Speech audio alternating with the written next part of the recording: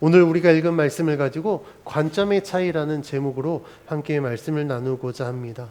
우리가 요한복음 4장 그리고 5장을 계속해서 보면서 예수님께서 행하신 일들을 보면 예수님은 생명을 살리는 일, 구원을 위하여서 사역을 감당했습니다.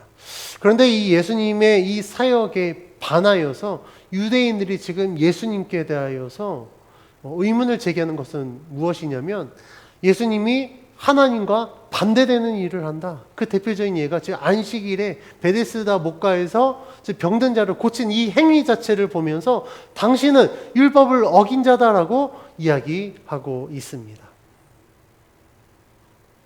그런데 예수님은요, 이 유대인들의 이 의문 제기에 대해서 반박하면서 오히려 너희가 하나님에 반하는 자다라고 말씀하고 있습니다. 그러면서 예수님은 계속해서 이제 5장에서 이야기하였죠. 그들이 성경을 보지만 성경이 그들 속에 있지 않기 때문에 그들이 하나님을 믿지 않는다라고 이야기를 합니다.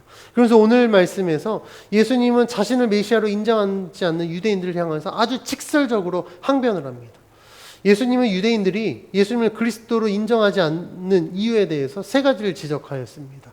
지난 본문에 기록되어 있는데 위로 올라가서 요한복음 5장 37절 38절 말씀을 같이 봉독해 보겠습니다. 37절 38절입니다. 시작. 또한 나를 보내신 아버지께서 친히 나를 위하여 증언하셨느니라. 너희는 아무 때에도 그 음성을 듣지 못하였고 그 형상을 보지 못하였으며 그 말씀이 너희 속에 거하지 아니하니 이는 그가 보내신 이를 믿지 아니함이라. 예수님께서는요, 유대인들이 예수님을 그리스도로 인정하지 않는 이유에 대해서 세 가지를 지적하였습니다. 첫째는 그들이 하나님의 음성을 듣지 못했고, 둘째는 그들이 하나님의 형상을 보지 못하였으며, 셋째는 하나님의 말씀이 그들 속에 거하지 아니하였기 때문에 유대인들은 즉 예수님을 그리스도로 인정하지 않는다라고 말씀하고 있습니다. 이상하죠? 유대인들은 그렇게 성경을 연구하고 그 말씀대로 살려고 무단 노력하고 율법을 지키면서 거룩함을 유지하려고 했던 그 유대인들이 왜 예수님을 그리스도로 인정하지 않느냐? 그 이유는요, 그들이 성경을 연구하지만 그들이 성경을 연구하는 이 목적이 하나님께 있지 않기 때문에 그렇습니다.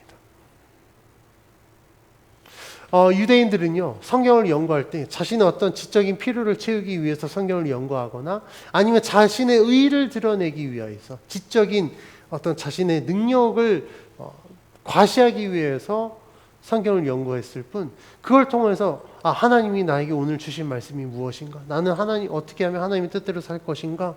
이것에 집중하지 못했기 때문에 그렇습니다. 그렇다 보니까 하나님의 말씀을 연구할 때 그것을 왜곡해서 받아들이게 되고 굉장히 편향적으로 말씀을 보게 되었습니다. 그래서 자기 주관으로 하나님의 말씀을 받아들이다 보니 예수님 보니까 우리들의 기준에서, 우리가 지금까지 봐왔던 이 기준에서 예수님을 그리스도로 인정하지 못했던 겁니다.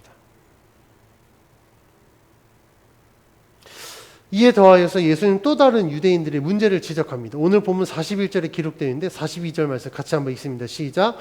다만 하나님을 사랑하는 것이 너희 속에 없음을 알았노라. 아멘. 예수님이요, 유대인들에게 직설적으로 이야기합니다. 너희 속에 하나님을 사랑하는 것이 없다. 유대인들은 반박할지 모르겠어요. 아니, 우리가 하나님을 사랑하기 때문에 우리가 그렇게 열심히 율법을 지키고 토라를 묵상하고 그렇게 했는데 무슨 소리냐라고 이야기할지 모르겠습니다. 왜냐하면 자신들은 하나님의 선택받은 백성으로서 누구보다도 하나님을 사랑하는 자였기 때문에 그렇습니다. 하지만 예수님은요, 그들에게 하나님을 사랑하는 것이 없다고 말씀하십니다. 예수님이 이렇게 말씀하신 근거는 43절에 기록되어 있는데 43절 말씀을 같이 한번 봉독합니다. 시작. 나는 내 아버지의 이름으로 왔음에 너희가 영접하지 아니하나 만일 다른 사람이 자기 이름으로 오면 영접하리라. 아멘. 예수님께서 유대인들 속에 하나님 사랑하는 것이 없다라고 말씀하는 이유는요, 유대인들이 하나님 중심의 삶을 살기보다 사람 중심의 삶을 살고 있기 때문에 그렇습니다. 43절에 보니까 아버지의 이름으로 왔지만, 다시 말하면 하나님께서 보내셨지만 그들은 예수님을 그리스도로 인정하지 않았어요. 그런데 예수님께서 만약에 다른 사람이 자기 이름으로 오면 너희들은 그를 영접할 것이다 라고 이야기합니다. 그러면 여기서 말하는 다른 사람 누가 있을까요? 대표적인 얘기, 오늘 말씀에 나오겠지만, 예를 들면 모세 이름으로 왔다 그러면 모세, 엘리야, 그러면 엘리야가 다시 왔구나. 사람의 이름으로, 자기 이름으로 오면 그들을 영접할 것이지만, 정작 하나님의 이름으로 온 예수님은 영접하지 않기 때문에 그들 속에 하나님을 사랑하는 것이 없다라고 말씀하고 있습니다. 예수님의 말씀대로라면 유대인들에 대해서, 그들의 신앙에 대해서 우리는 굉장히 많은 의문점을 가질 것입니다. 왜냐하면 조상 때부터 하나님의 언약을 믿어왔고 말씀을 지켜왔습니다. 그것을 배웠고요.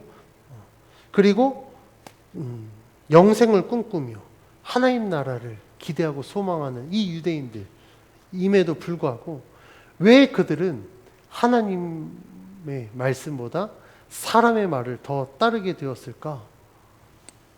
그 이유는요, 이 유대인들의 신앙의 삶의 관점이 하나님이 아닌 사람에게 초점을 맞추고 있기 때문에 그렇습니다. 유대인들의 삶과 신앙은요, 겉으로 봤을 땐 굉장히 신실해 보여요. 지금도 보면 유대인들을 보면요, 유대인들 시간을 지켜서 기도합니다. 굉장히 철저하게 합니다. 뭐 하다가도 딱 시간이 되면요, 그 시간 모든 거 올스탑하고 기도를 합니다. 그만큼 굉장히 열심히 해요. 유대인들은요, 지금도 그 음식 정결법을 지킵니다. 그래서 코셔가 이 유대인들이 먹을 수 있는 음식인데요, 이제 코셔, 인증을 받은 음식만 먹습니다. 번외로 무슬림들이 먹는 음식은 무엇을 인증받는지 혹시 아시나요? 할랄이라는 인증을 받습니다. 그래서 그 인증을 받은 건 이거는 우리들의 율법에 어긋나지 않는 음식이에요. 유대인들은 코셔, 이제 그 무슬림은 할랄 인증을 받습니다. 그만큼 엄청나게 절제된 삶을 삽니다. 외적으로 보면 우리보다 더 뛰어나요. 더 대단해요. 그런데 이 예수님의 말씀과 같이 이 유대인들이 하나님 중심으로 살지 않는 이유는 그들이 사람에게 초점을 맞추고 살고 있기 때문에 그렇습니다. 그들의 신앙의 모든 행위가 하나님을 위한 것보다도 자기 자신을 위해서, 아니면 어떤 자신의 민족의 우월성을 위해서 행하기 때문에 그렇습니다. 그래서 예수님 유대인을 향하여서 다음과 같이 말씀하십니다. 오늘 본문 44절 말씀을 같이 한번 봉독합니다. 시작. 너희가 서로 영광을 취하고 유일하신 하나님께로부터 오는 영광은 구하지 아니하니 어찌 나를 믿을 수 있느냐. 예수님 유대인들의 이 모든 행위가 하나님의 영광을 위한 것이 아니라 자기 자신, 사람의 영광을 위한 행위다라고 지금 말씀하고 있습니다. 그래서 44절 말씀에 너희가 서로 영광을 취한다. 신앙생활 하는데 너희가 서로의 그 신앙생활이 정말 하나님의 영광을 나타내고 하나님의 복음의 진리를 증거하기 위함이 아니라 서로 영광을 취한다 라고 이야기해요. 그러니까 오늘 기도했으면 3시간 기도했네요. 참 대단하십니다. 그러니까 서로가 서로의 영광을 취하면서 서로 그냥 자아도취 속에서 신앙생활을 하다 보니 하나님은 온데간데 없고 자기 자신들만 남았다는 거예요. 자신의 의만 남았고 그런 행위들만 남았기 때문에 그들 속에 하나님을 사랑한 것이 없다라고 말씀하고 있습니다. 예수님이 지적하신 유대인의 삶처럼 사람의 영광을 취하고 겉으로 보여지는 것에 집중하는 자들은요, 사람 중심적인 삶을 추구합니다. 이런 삶의 특징은요, 하나님과 상관없이 보여지는 것에 굉장히 신경 써요. 그러다 보니까 외적인 화려함을 앞세워 내적인 연약함을 감추려고 합니다. 우리들의 신앙생활에도 그래요. 이 내적인 연약함을 감추기 위해서 외적인 화려함을 추구하는 가장 대표적인 예가 무엇이냐면, 제 개인적인 고백도 그렇습니다. 가장 큰 게 뭐냐면, 신앙생활 한 지 얼마 안 됐는데 엄청난 은혜를 받아요. 그러면 상대적으로 오랜 시간 동안 신앙생활 했는데 신앙생활 한 지 얼마 안 된 쟤보다 내가 기도를 더 못하는 것 같고 그렇습니다. 그러면 어떻게 하냐면요, 그때부터 외적인 걸로 해요. 제가 그랬습니다. 제가 학생 때 방언 기도를 못했거든요. 근데 교회 온 지 얼마 안 된 아이가 수련회 와서 방언 기도를 하는 거예요. 방언 기도를 하니까 너무 셈이 난 거예요. 그래서 그때 제가 어떻게 했냐면, 내가 그 친구보다 말씀 암송 더 많이 하니까 자꾸 말씀 암송하는 걸로 자꾸 내 신앙이 우위를 점하려고 하고, 야 내가 더 많이 알아 이런 것들로 하려고 합니다. 그러니까 이 내적인 연약함을 감추기 위해서 자꾸 외적인 것들을 드러내려고 해요. 이게 잘못된 신앙의 전형적인 모습입니다. 유대인들이요, 이렇게 이야기하는 것, 자기 내면에 하나님 사랑하는 것이 없어요.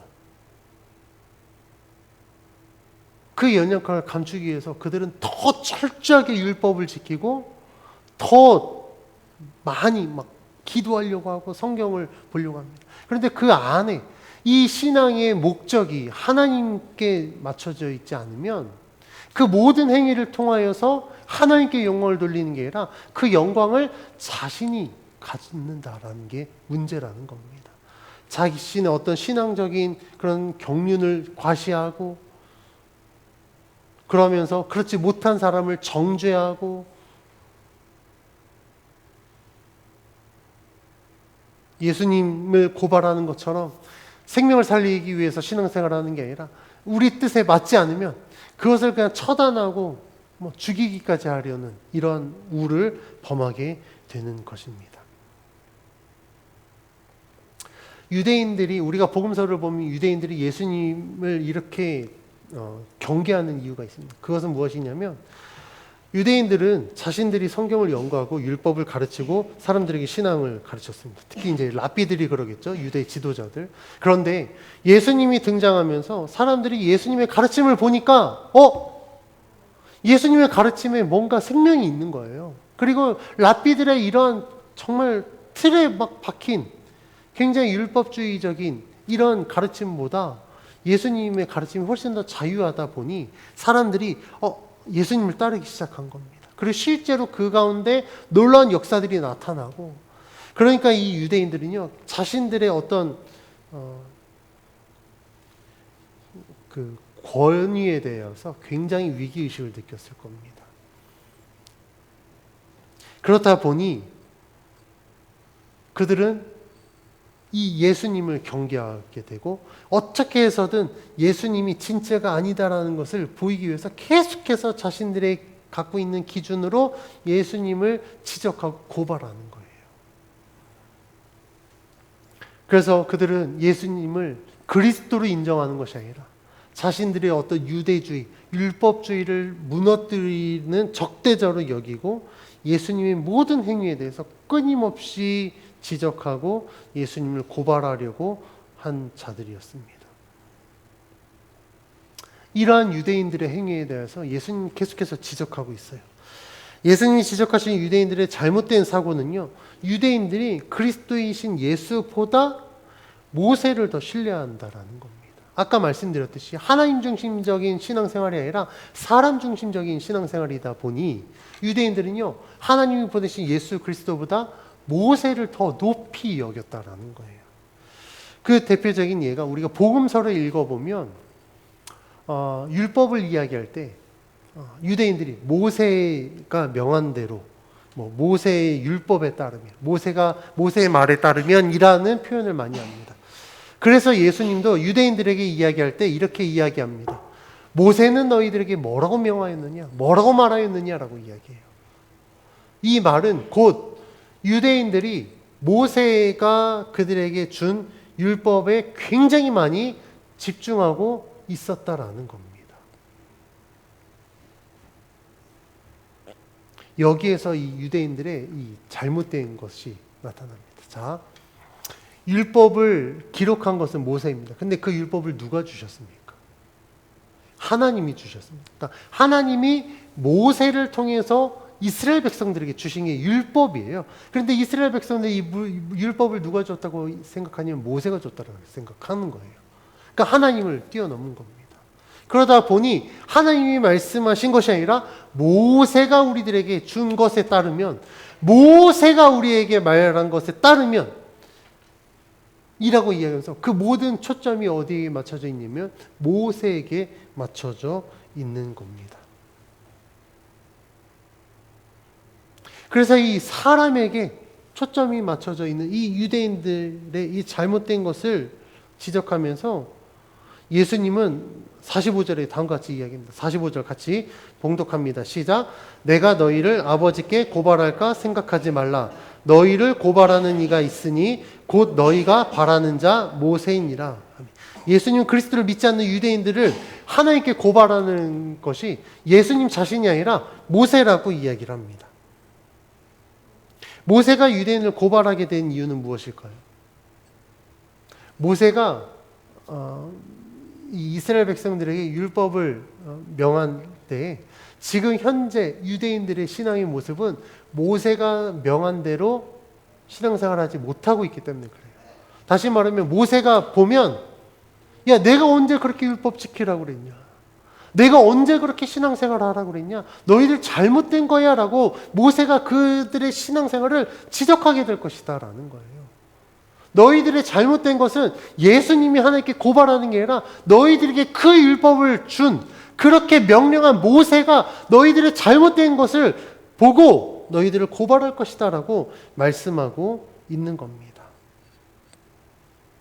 왜 예수님께서 모세가 너희들을 고발할 거야 라고 말씀하고 있냐면 그들의 신앙이 원래 목적에서 굉장히 많이 벗어나기 때문에 그렇습니다.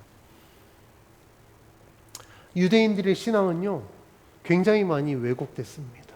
왜곡된 이유 중에 하나가 하나님의 말씀에 집중하지 않고 사람에게 집중했기 때문이라고 말씀드렸죠. 그래서 유대인들은요, 이 말씀을 가르치는, 그러니까 율법을 가르치는 그 내용, 그리고 그 말씀을 주신 하나님보다도 이 율법을 가르치는 랍비에게 집중했기 때문에 그렇습니다. 그러니까 랍비가 혹여라도 율법을 가르치는데 그 율법에 자신의 어떤 것이 조금이라도 첨가돼서 이렇게 강조하면 그것이 그냥 하나님의 말씀이 되어버리기 때문에 그렇습니다.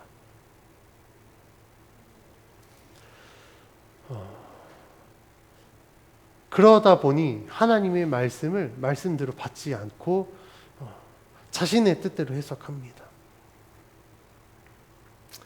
예수님께서 자신이 그리스도다라는 사실을 유대인들에게 이야기하면서 모세도 그렇게 이야기했어라고 이야기합니다.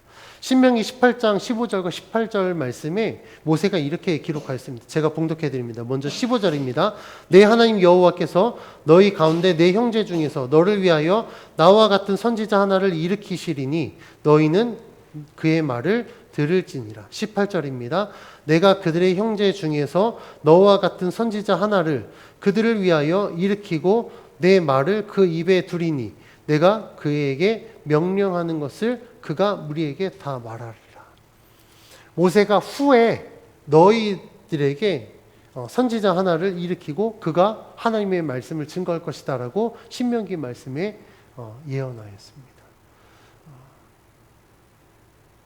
유대인들이 그 메시아를 기대할 때 선지서의 말씀도 있지만 이 신명기의 이 말씀도 우리에게 하나님이 메시아를 보낼 거다라는 그 근거 구절로 이 말씀을 그들은 믿고 있습니다.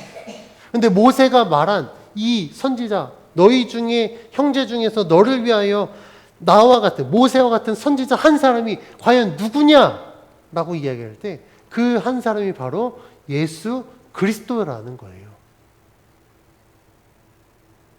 그런데 유대인들은 그 선지자 한 사람이 예수라는 사실을 지금 인정하지 않고 있다라는 겁니다. 왜 그렇다고요? 자신들의 기준에서 예수님을 메시아로 인정하기 어렵기 때문에 그렇습니다. 우리의 메시아라면 뭔가 정말 왕과 같은 존재로 와야 되는데 그들의 눈에 비춰진 예수님은 너무나도 초라했습니다. 유대의 사회에서 뭔가 주도권을 가지고 그들을 통치하고 그들을 이끌고 갈 수 있는 리더십을 가져야 되는데 예수님은 자신들이 상대하지 않는 병든 자, 죄인, 과부, 뭐 이런 연약한 자들만 상대하는 모습을 보니 예수님을 그리스도로 인정하지 않는 것입니다. 애기 물 좀 먹이죠. 그래서 유대인들은 예수 그리스도를 인정하지 않는 것입니다. 그러니까 하나님의 기준에서 예수님을 그리스도로 바라보지 않고 자신들의 기준에서 보여지는 외적인 모습을 보고 예수는 그리스도가 될 수 없어라고 이야기하는 겁니다. 이것만 보더라도 유대인들이 얼마나 그들의 관점이 하나님이 아닌 외적인 사람 중심적인지를 우리는 보게 되는 겁니다. 유대인들과 달리 예수님은 전혀 달랐습니다. 예수님의 삶은요, 철저하게 하나님 중심의 삶을 살았습니다. 오늘 우리가 읽은 본문 41절에 이렇게 이야기합니다. 나는 사람에게서 영광을 취하지 않는다. 유대인들은 서로 자기의 영광을 취하고 자신들의 영광을 위해서 살고 신앙생활을 한 것과 달리 예수님은 사람에게서 영광을 취하지 않는다라고 말씀하고 있습니다. 이것은 예수님이 이 땅에 오신 것은 자신의 영광을 위해서 내가 높임을 받기 위해서 온 것이 아니라 하나님의 뜻을 이루기 위해서 하나님의 구원을 이루기 위해서 내가 이 땅에 왔다라고 말씀하고 있는 것입니다. 만약에 예수님이 자신의 영광을 위해서 이 땅에 왔다고 한다면 정말 왕의 존재로 가장 높은 곳에서 정말 모든 사람에게 환영을 받으며 이 땅에 오셨을 겁니다. 그런데 예수님이 어떻습니까? 예수님 말구유에서 태어났습니다. 가장 낮은 모습으로 이 땅에 오셨거든요. 목수의 아들로 자랐습니다. 막 좋은 옷을 입고 다닌 게 아니라 똑같이 우리와 똑같은 그런 옷을 입고 낮은 모습으로 섬기셨습니다. 예수님이 이렇게 하신 이유는요, 예수님의 삶 속에 예수님이 행하신 모든 것들을 통하여서 자신이 영광을 받으려고 한 것이 아니라 하나님의 영광을 돌리기 위함입니다. 그래서 예수님이 이 땅에 오신 목적에 대해서 예수님은 이렇게 이야기합니다. 마태복음 20장 28절 말씀이 이렇게 기록되어 있습니다. 인자가 온 것은 섬김을 받으러 함이 아니라 도리어 섬기려 하고 자기 목숨을 많은 사람의 대속물로 주려 함이라. 예수님은 충분히 섬김을 받을 수 있는 분이셨음에도 불구하고 내가 이 땅에 온 것은 섬김을 받으러 온 것이 아니라 오히려 내가 섬기러 왔다라고 말씀해요. 내가 살기 위해서가 아니라 내가 너희를 살기 위해서 내가 친히 대속물로 내가 죽어서 너희를 살리기 위해서 이 땅에 왔다라고 말씀하고 있는 겁니다. 이걸 통해서 도대체 무엇을 이루겠느냐? 그것은요, 하나님의 구원을 완성하는 것. 하나님의 구원이 예수 그리스도를 통해서 완성된다면 그 영광은 누구에게 돌려지겠습니까? 이 세상을 창조하실 뿐만 아니라 모든 만물을 구원하신 하나님께 그 영광이 돌려질 것입니다. 예수님은요, 그것을 위하여서 이 땅에 오셨고 그것을 위하여서 나는 하나님의 말씀에 순종하여 하나님의 뜻을 행한다라고 말씀하고 있습니다.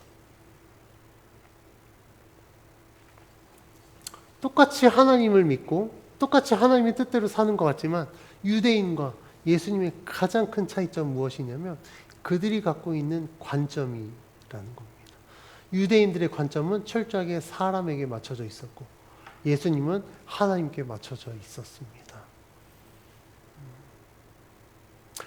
이러한 관점의 차이가 맺게 되는, 그러니까 결과물도 달라져요. 예수님의 삶을 통해서 예수님이 이루신 것은 무엇이었습니까? 바로 하나님이 뜻하시고 계획하신 대로 온전히 구원을 이루셨습니다. 그런데 유대인들은 어떻습니까? 유대인들은요, 하나님의 구원을 이루기보다 오히려 메시아를 죽였어요. 하나님의 뜻을 반하였습니다. 이걸 통해서 우리가 알 수 있는 건 우리들의 삶에, 우리들의 신앙의 관점이 하나님께 맞춰져 있는 것과 세상, 사람에게 맞춰져 있는 건 분명히 다르다라는 것을 우리는 알게 됩니다.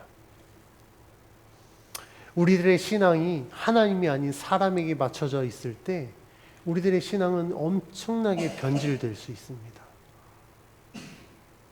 가장 대표적인 예가 이단에게 빠진 사람들이요. 이단에 빠진 이유는요.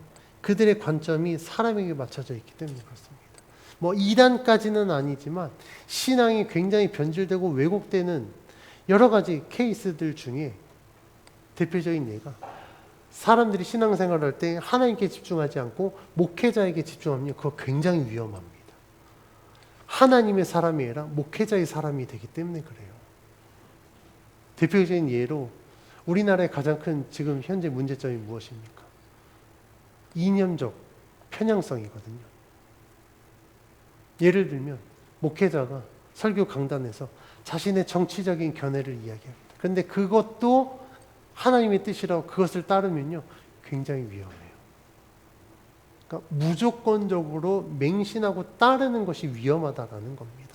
동조할 수 있어요. 왜냐하면 나도 그렇게 생각하면 그럴 수 있습니다. 그런데요 우리가 분명히 기억해야 될 것은요 정치와 교회는 반드시 분리되어야 됩니다. 정치와 교회가 연합되면 잘 될 것 같죠. 정치와 교회가 연합되면요 변질됩니다.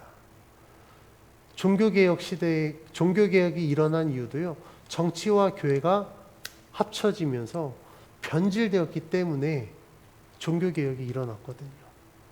우리가 역사를 보더라도 이 종교와 정치가 연합되면 굉장히 위험합니다.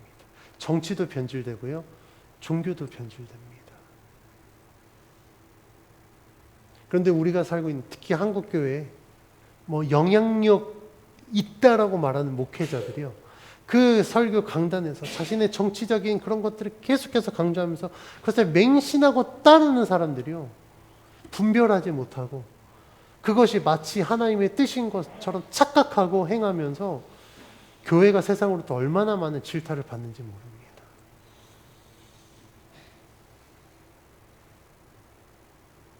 정치적인 것뿐만 아니라 모든 게 그래요. 그래서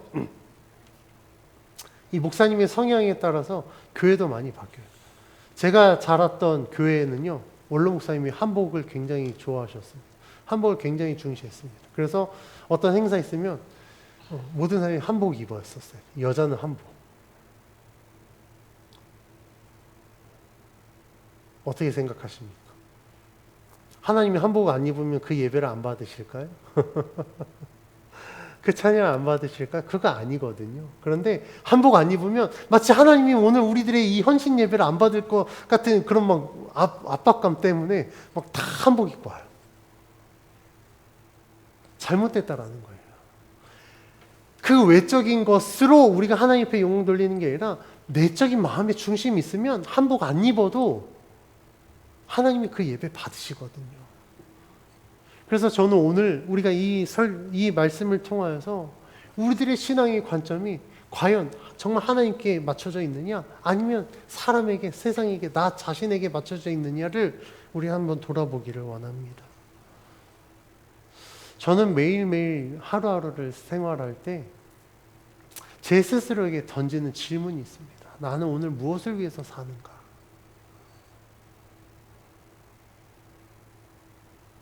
제가 주중에 이제 일을 하잖아요. 목회자임에도 불구하고 일을 하다 보면 어떨 때는 내가 돈 버는 거에 집중하나 착각할 때가 있어요. 아, 내가 너무 돈을 버는 거에 집중하고 있나? 목회자인데 나도 이렇게 될 수 있네라는 생각을 할 때 굉장히 그것을 경계합니다. 그래서 제 삶 속에서 어떨 때는 굉장히 많이 좀 절제하려고 노력을 해요. 그러니까 돈 버는 일에. 돈을 더 많이 벌 수 있는데 쉽게 더 벌 수 있다. 그럼 저는 거기서 스탑합니다. 그런데요, 이러한 저의 삶의 모습을 보면서 믿지 않는 사람들이 굉장히 많이 의문을 가져요. 물 들어올 때 노져야지. 왜 당신은 물 들어오는데 자꾸 그걸 막냐? 그래서 나는 필요한 물만 있으면 된다. 제가 이렇게 이야기하거든요. 왜냐하면 나는 돈 버는 게 내 삶의 목적이 아니기 때문에. 나는 목사로서 나는 믿지 않는 사람들에게 전도하고 정말 교회를 세우고 성도들이 예배할 수 있게 하는 게 내 목적이지 돈 많이 버는 게 내 목적이 아니다라고 이야기를 합니다. 그러면서 사람들이 제 모습을 보면 좀 많이 신기한가 봐요. 자신들보다 설렁설렁 일하는데 그들이 봤을 때 자기들보다 제가 좀 더 귀티나나 봐요. 그리고 혹시 뒤에서 혹시 금수저 아니냐 해서 자, 금수저면 여기서 내가 이런 일을 하겠냐 힘들게 그렇게 하거든요. 그러면서 제가 그들에게 늘 이야기하는 거 그겁니다. 목회자는 하나님이 책임져 주신다. 그러니까 하나님을 믿는 자를 하나님이 책임져 주시지 않으면 당신이 나를 봤을 때 예수 믿겠냐. 근데 당신보다 일 더 안 하는 것 같은데 귀티나고 그 비결이 있지 않겠냐. 그 비결을 나는 분명한 비결을 갖고 있다. 그게 바로 하나님입니다. 그래서 어떨 때는 하나님 믿는 자는 참 편한 게 뭐냐면 일을 안 하면 수입이 줄고 굶어 죽을 것 같은데 내가 그렇게 수고 안 하고 하나님께 집중하면 하나님께 집중하는 만큼 필요를 하나님이 채우신다. 그래서 어떻게 보면 하나님 믿는 거 되게 편하다. 근데 믿음이 없으면 불안해서 그렇게 못한다. 이도저도 못하지만 정말 하나님께 온전히 맡겨드리면 하나님 절대 내 입에 거미줄 치지 않는다. 라고 제가 이야기했을 때 그들의 흔들리는 눈빛을 저는 봤습니다. 그래서 제가 이제 그 일을 하면서 같이 일하는 사람들 다 제 전도 대상자거든요.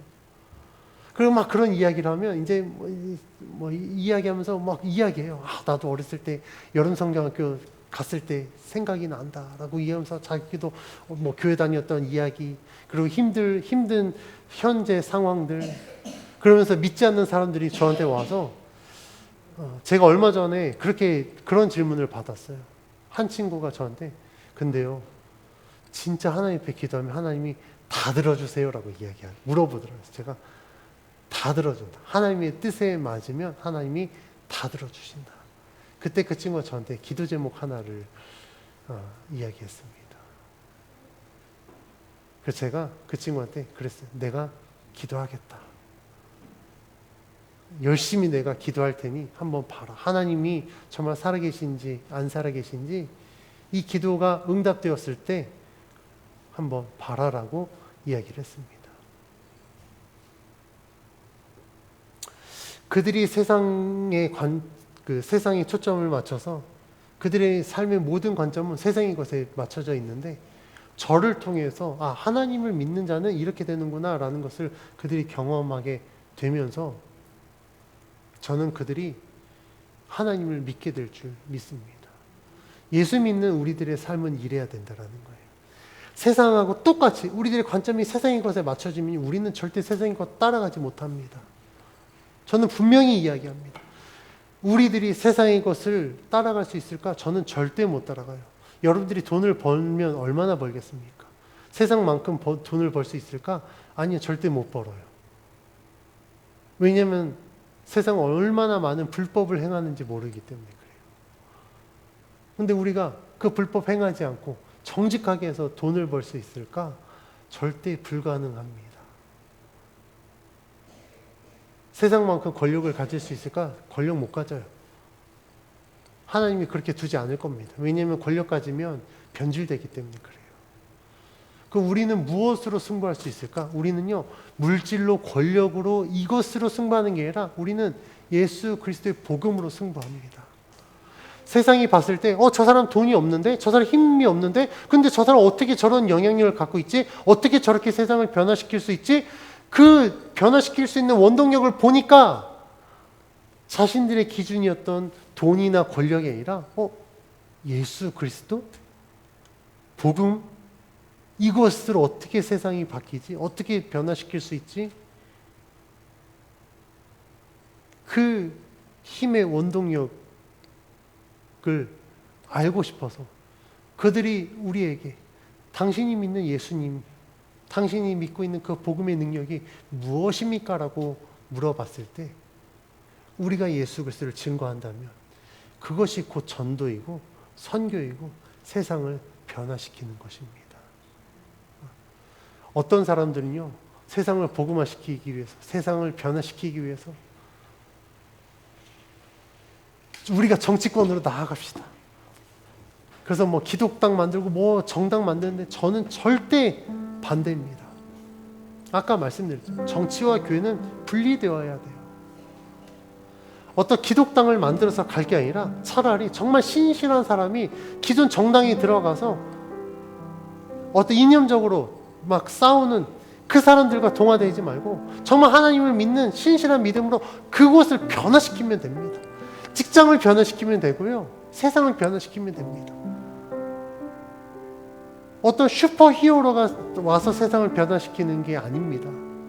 예수 믿는 한 사람 한 사람이 정말 힘이 없는 것 같지만 그 한 사람 한 사람이 하나님을 믿는 신실함으로 자신의 삶의 자리에서 정말 하나님을 믿는 온전한 믿음으로 거룩하게 살아간다면 사람들이 그 사람을 통해서 삶의 변화를 느끼게 되고 그러면 1명, 2명, 10명 뭐 이렇게 점차적으로 변화되면서 세상이 바뀌는 것이지 정말 신실한 뭐 한 사람이 대통령이 되고 막 국무총리가 되고 그래서 나라가 변하는 게 절대 아닙니다.